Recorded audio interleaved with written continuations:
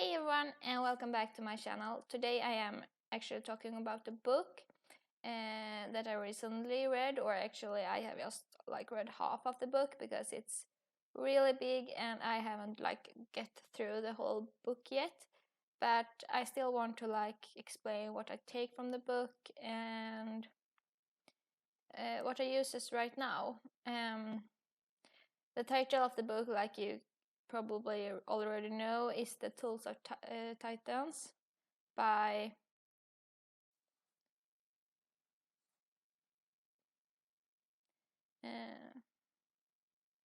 Tim Ferriss.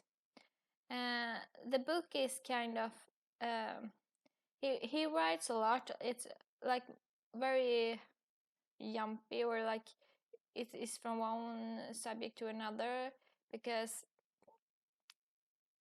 he takes stuff from very many people and write down what he has seen from those and what they do. It's a lot about tools, routines, and so on.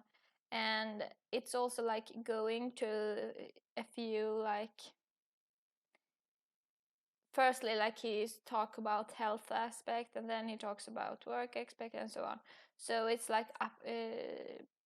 parted in those categories. What I take from this book right now, and that is kind of hard to pick out things you want to choose, and I'm pretty sure I will get back to this book later on too, because it is so many stuff, so you can really implement everything, and some stuff it doesn't feel like it matches me at all. Maybe it's just because I'm at another place than those people in the book are, and because of that it feels far away. Although I think that people are different, and he takes out stuff that separate people do, and some things they do many people do the same thing, but oftentimes it is one person do stuff and then the other have other things they use. But one thing that I will take from this book is that I shouldn't wait and have this oh, in the future I will do this. If you have this mind that you will do something in the future, why can't you do it now? What hinders you now? Most of the times what hinders us now is a bit of fear, a bit of uncomfortable, not what you want or what you do like it's not, it's more what hinders you for do it now is not often you don't have enough things to do it, because you can always start small and you can always take the first steps. It's more that the things that hinders you are fear and just your normal routine. You don't want to break your normal routine. You want to do what you always do. But if you always do what you always do, nothing will change in your life. And sometimes not changing is a good thing, because sometimes you need to secure what you have accomplished, and you need to calm down and be in the moment where oh, I'm here now, I have done this and this. It still feels a bit unreal, so you need to stay there for a while and not grow. But that is kind of not as long as people think, and people do that part way too long, mostly their whole life.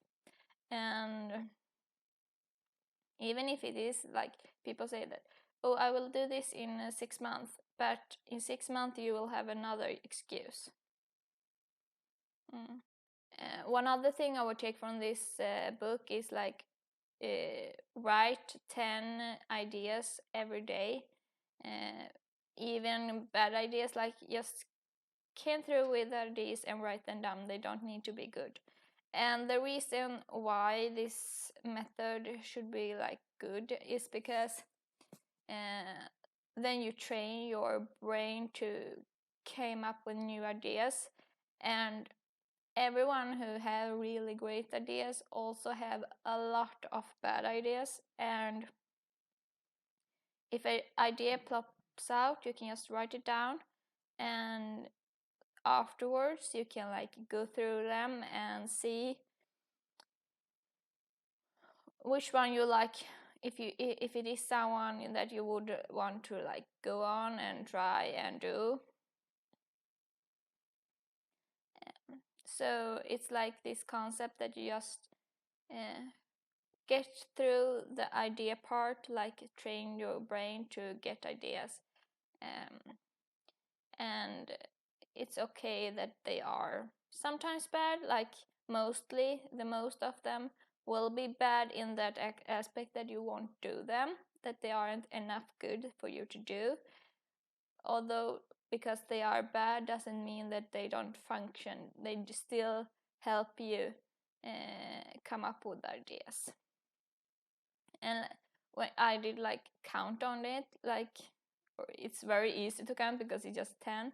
But if you do that like every day, it is over 3,000 ideas a year. And if you came up with 3,000 new ideas, some of them will be good. Like you can't, maybe someone can, but I think it's very hard to like write down 3,000, or actually 3,600, but yeah, you know. But I say 3,000 because it's easier. But anyway, I think it's hard to come up with like 3,000 ideas that are all bad. And if someone would do that, it's kind of accomplished in a way, because who can do that? Some ideas I think will be good in all those ideas. The other thing like I will take from this book is because it's throughout the book it's a lot of book ideas, podcast ideas, and like suggestions, like what other people like to read and what other people like to listen to. And I have written down a lot of those book ideas to see if forward then what I want to read, and if it's something there that I would want to read. Because I am in this like reading period. I have those like a couple of times a year where I like to read a lot. The thing is, like when I was a kid, I did read a lot. Then I went to university and it was too much study books, and my brain like started to hate books because it associated it with study, and I didn't really like the study part.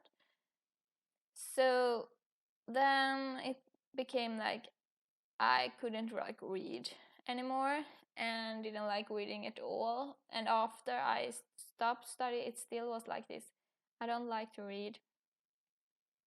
Then it went like more forward that I started to read more like this, more facts book, like more books that I can like implement or use or get knowledge from. But yeah, and I haven't really like, I can read a book just for fun. I have done it sometimes, but I don't enjoy it as much as I did as I was a kid. And that is actually a bit of shame, because then I did like read at least one book a week just for like fun, mostly more. But yeah, I get this period where I really like to read stuff that is more knowledge based then, and I am in a period of that right now. So yeah, I have written down a lot of suggestions for books from this book. Yeah, the last thing I have taken from this book is actually one thing that you might see if you look at my YouTube right now, that doing a video a day aspect, like publish a video each day,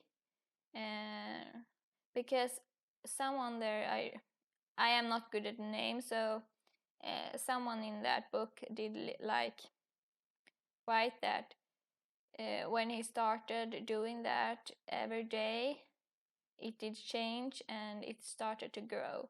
And that's the thing that I have heard people before also say the same thing, that when you do it each day, it gets a momentum.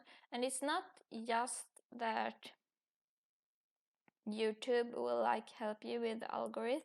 It's also about that what you put on yourself, that you really like tries to get out knowledge, that you really tries to get people to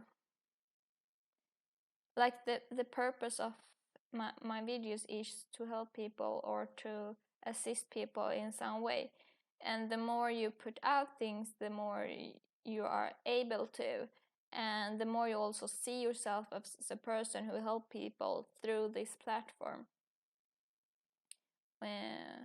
which yeah, which is a like this didn't they talk so much about in this book. And some people have like talked about that if you do it each day, it gets like this part of your identity. I think Aaron Daugherty talks about that. But the thing is that for me, I I think it's more about it. Like it's not just that it become one part of it. Of course, it's became what like one part of your identity, because something you do every day becomes like who you are. Uh, but it's more like you start to see yourself faster as this person who give out content and tries to assist people through this platform, which is easier to feel and be when you do it consistent. But yeah, I think those is the things that I take from this book right now.